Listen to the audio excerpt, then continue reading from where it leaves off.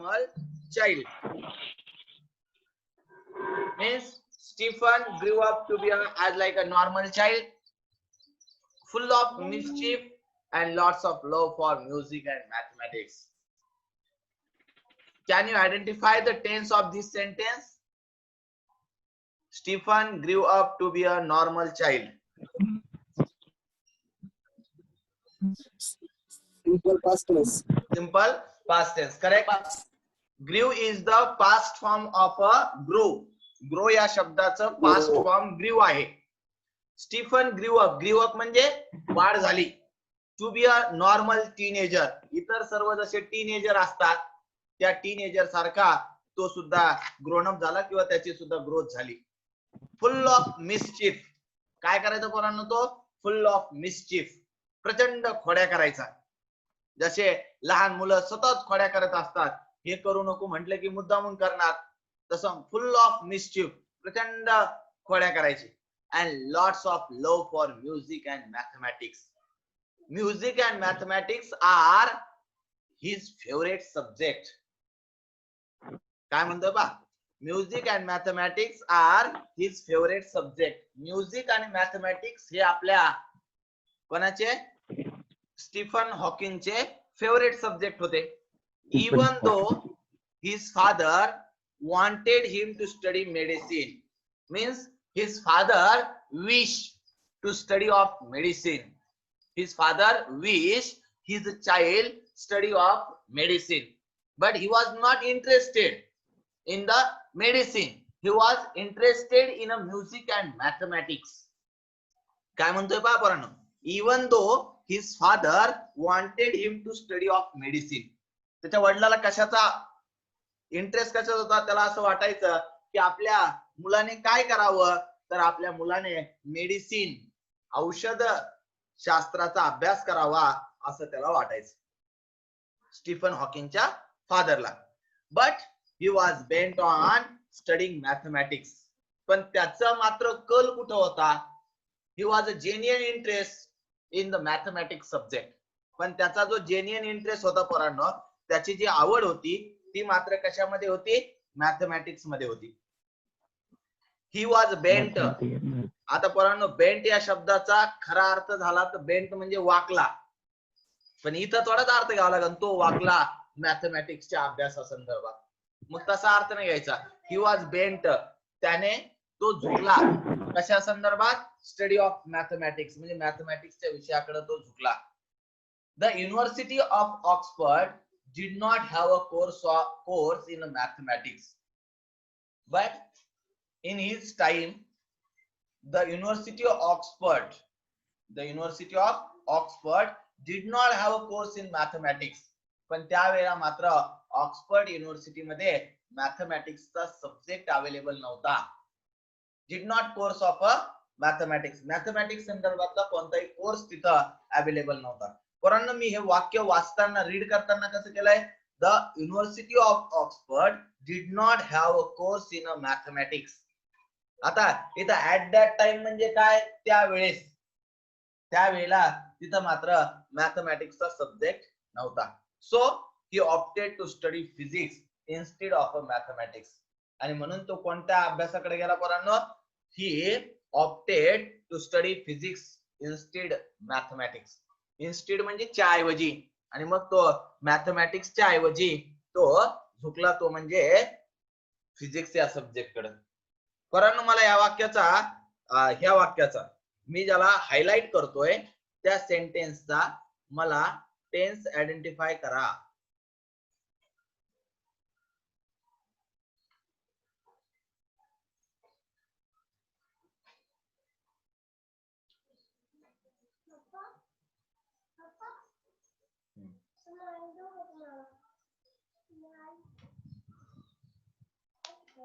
Can you identify the tense of the University of Oxford? Simple past tense. Simple past tense, but the given sentence is a negative.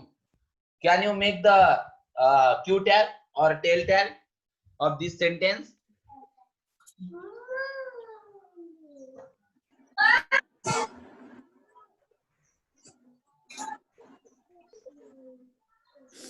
Did it? Did Did it. it. Correct. Did it is a Q tag of this sentence or tail tag of this sentence. The next, so he opted to study physics instead. He opted to study physics. म्हणजे तो कोणत्या विषयाकडे गेला पोरांनो? Physics या विषयाकडे तो गेला. Then put out the infinitive of the given sentence. To study. To study. To study is a infinitive, and the Q tag,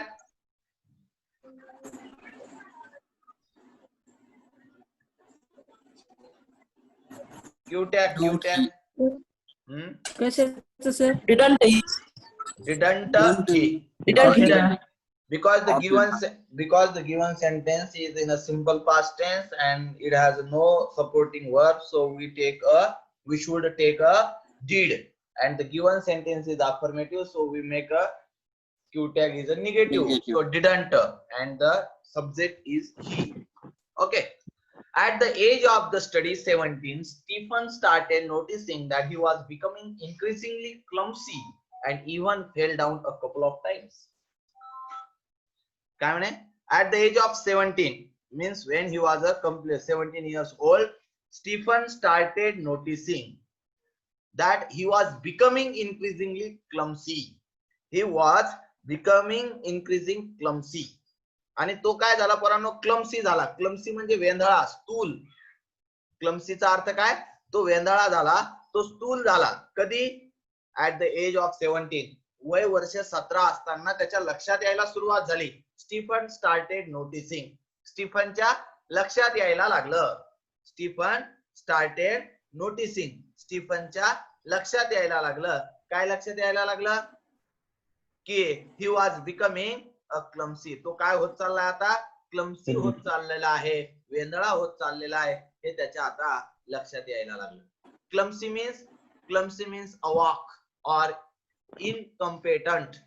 म्हणजे थोडक्यात त्याचा अर्थ स्थूल होणे किंवा वेंधळा होणे, निष्काळजी. थोडं निष्काळजी नाही म्हणायचं, पण त्याला he was not supported and even fail down a couple of times. आणि कित्येक वेळेस तो फेंटेड होऊन खाली पडला. फेल डाऊन म्हणजे खाली पडला. कपल ऑफ टाइम्स, पुष्कळ वेळेला तो खाली पडला. म्हणजे चक्कर आली, आपण कसं म्हणतो एखाद्याला चक्कर आली, तो खाली पडला, तर आपण त्याला म्हणतो काय बाबा जेवण केलं नव्हतं का, तब्येत बरोबर नव्हती का. तो तसाच खाली पडायचा. खाली पडल्यानंतर त्याला विचारायचं का रे बाबा स्टीफन जेवण केलं नाही का? तो नाही, आत्ताच कचकटून 2-4 भाकरी खाल्ल्या. नाही, इट हॅज नो रिझन. त्याला काही कारण नव्हते. So for no reason the perplex him and went to see his family doctor. आणि मग असं वारंवार व्हायला लागलं. And he the full of difficulty created. त्यामुळे काय होत चाललं? प्रचंड अडचणी येत चालल्या. आणि मग एखाद्या दिवस एकदा पडलं तर आपण म्हणतो जाऊ दे बाबा झाला असं. 2दा-3दा वारंवार असंच होत चाललं तर आपण डॉक्टर कडे जातो. मग त्या पद्धतीने तो सुद्धा काय झाला? These perplexed him. Perplex means full of difficulty. Perplex म्हणजे काय? फुल ऑफ डिफिकल्टी. त्याला प्रचंड वेदना व्हायला लागल्या आणि म्हणून तो कोणाकडे गेला? Went to see his family doctor. तो त्याच्या फॅमिली डॉक्टर कडे गेला. पोरांनो पहा इथं आता हे वाक्य कॉम्प्लेक्स सेंटेन्सचं आहे म्हणून लगेच हु आलंय का नाही पहा. हे वाक्य कॉम्प्लेक्स सेंटेन्सचं आहे म्हणून लगेच हु आलंय का नाही पहा एकदा.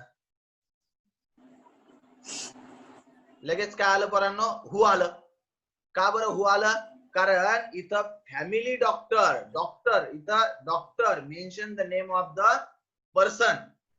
So who diagnose means the doctor diagnosed him, means the doctor diagnosed Dr. Stephen Hawking as a suffering from an extremely rare disease. The name of the disease is ALS or LOU. ALS or LOU. Diagnose म्हणजे काय? Diagnose म्हणजे निदान करणे, निदान केले. Diagnose म्हणजे काय? निदान केलं.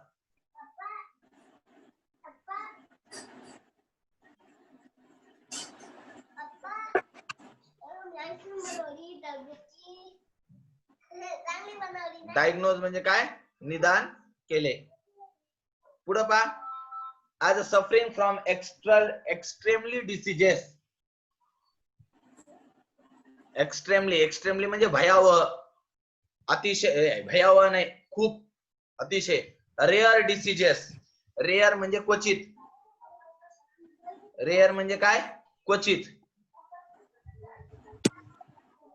डिसीजेस रोग, कोणता रोग झाला होता पोरांनो? ALS and LOU. In tomorrow's lecture, you all of students shall tell me the full form of LOU and ALS diseases. Okay?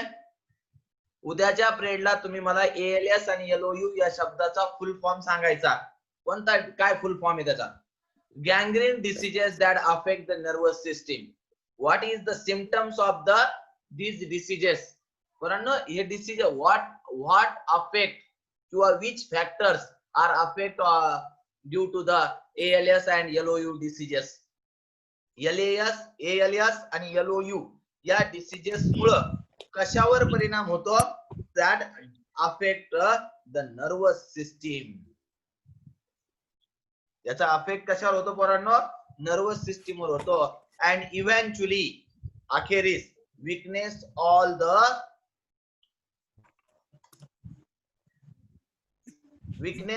the muscle of the body. आणि हा जो सगळा विकनेस आहे तो कुठे होतो पोरांनो? All the muscle of the body, आपल्या संपूर्ण बॉडीवर त्याचा अफेक्ट होतो. म्हणजे मसल म्हणजे स्नायू, संपूर्ण स्नायूवर त्याचा अफेक्ट होतो. स्टीफन म्हणतो that even as a child his muscle coordination was nothing to write home about. काय म्हणतो पोरांनो? Stephen say that. मग असं जेव्हा तो डॉक्टर कडे गेला, डॉक्टरने त्याचं डायग्नोसिस केलं. डायग्नोसिस केल्यानंतर डॉक्टरने सांगितलं बाबा याचा आजार असा असा आहे किंवा याच्यावर त्याचा अफेक्ट होतोय.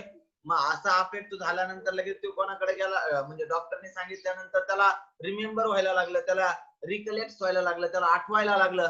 काय आठवायला लागलं? की बाबा असाच त्रास आपल्याला कधी झाला होता, असा त्रास आपल्याला लहानपणापासून होतोय. म्हणून Stephen says that even as a child, बालपणापासून, हिज मसल कोऑर्डिनेशन, कोऑर्डिनेशन म्हणजे समन्वय, कोऑर्डिनेशन म्हणजे काय? समन्वय, was nothing to write home. घरी लिहिताना सुद्धा त्याचे हात व्यवस्थित चलत नव्हते. म्हणजे लहानपणी त्याला शुद्धलेखन किंवा शाळेतला होमवर्क वगैरे कम्प्लीट करायला यायचा, त्यावेळेस त्याची काही मसल जे आहे, त्याची जी काही हँडरायटिंग जी आहे ती व्हेरी वेल येत नव्हती, चांगली येत नव्हती. आणि मग मॅडम मात्र त्याच्यावर काय व्हायच्या? फिट ऑफ फ्रेंझी व्हायच्या. वाक्य पहा, ही रिकलेक्ट्स. पोरांनो, या वाक्याचा टेन्स ओळखा आता. He recollects that his handwriting would send his teacher into a fit of frenzy. Simple present tense. Simple present tense. He recollects. Simple present tense वाक्य that his handwriting would. पोरांनो, मी तुम्हाला would या शब्दाचा meaning सांगितला होता. What indicates the would? Would चा meaning काय? Past tense. Past tense habits indicates mood. Past habits. Yes. Indicates. Okay. Used to and would indicates the past habits. Would आणि used to आपल्याला काय दाखवतात पोरांनो? Past habits दाखवतात. would आणि used to आपल्याला past habits दाखवण्याचं काम करतात. आणि would च्या जागेवर रिप्लेस करतो आपण used to, आणि used to च्या जागेवर रिप्लेस करत असतो आपण would. मग ही रिकलेक्ट्स means remembers, आठवतं, त्याला आठवतं that his handwriting would send his teacher into. म्हणून पहा पोरांनो, त्याला आठवतं म्हणजे पास्ट टेन्स आठवतोय, त्याला घडलेलं काय घडलं होतं, भूतकाळात काय घडलं होतं ते आठवतंय, म्हणून would आलंय. His handwriting. काय आवाज येईना आपला? हॅलो, आवाज येत नाहीये. येतो सर. माझा नाही रे, आता कोण बोललं ते काय प्रश्न विचारतोय त्याचा आवाज येईना. तुम्हाला आला असेल तर मला रिपीट करा काय क्वेश्चन होता ते.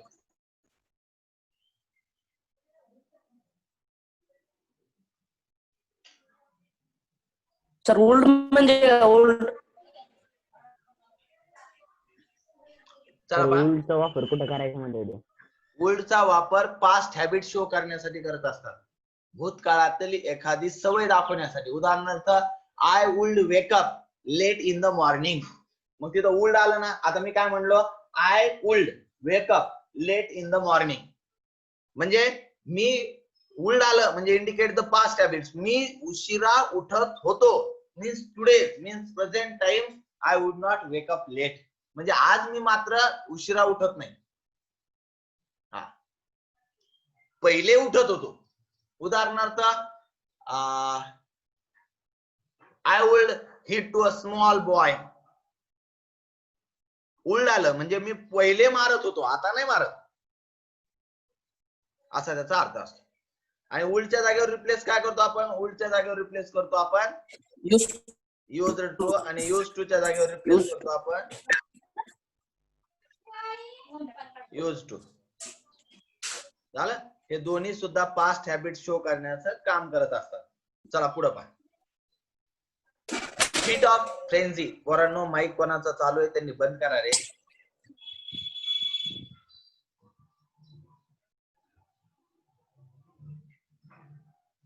Fit of frenzy, great annoyance or a rage. म्हणजे प्रचंड संतापने. कोण संतापायचा? हिज टीचर, त्याचे शिक्षक. Nor was he inclined toward sports.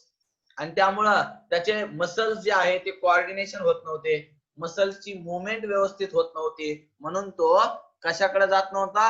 He was not inclined toward sports. म्हणून तो स्पोर्ट्स कडे सुद्धा जात नव्हता. Nevertheless, these diseases come as a bolt from the blue. आणि मग काय झालं म्हणे पोरांनो? Nevertheless, these diseases came. आणि मग हा रोगाचं त्या संदर्भात समोर रिझन आलं. समोर त्याला समजलं की आपल्याला असा रिझन झाला, असा डिसीजेस झाला. म्हणून ते म्हणतात as a bolt from the blue. As a bolt from the blue he phrase आहे. त्याचा मिनिंग आहे अन अनएक्सेप्टेड शॉक और सरप्राईज. आणि म्हणून त्याला आश्चर्याचा धक्का बसला. अनएक्सेप्टेड शॉक और surprise. Okay. How much time he had left on this planet was very uncertain. Means he was confuse. He did not sure. त्याला पूर्ण, तो थोडा गोंधळात पडला होता. त्याला पूर्ण खात्री नव्हती. काय? हाऊ मच टाइम, किती वेळ बाकी आहे. He had left on this planet, मी या पृथ्वी तलावावरती किती दिवस शिल्लक राहणार आहे या संदर्भात अनिश्चितता होती.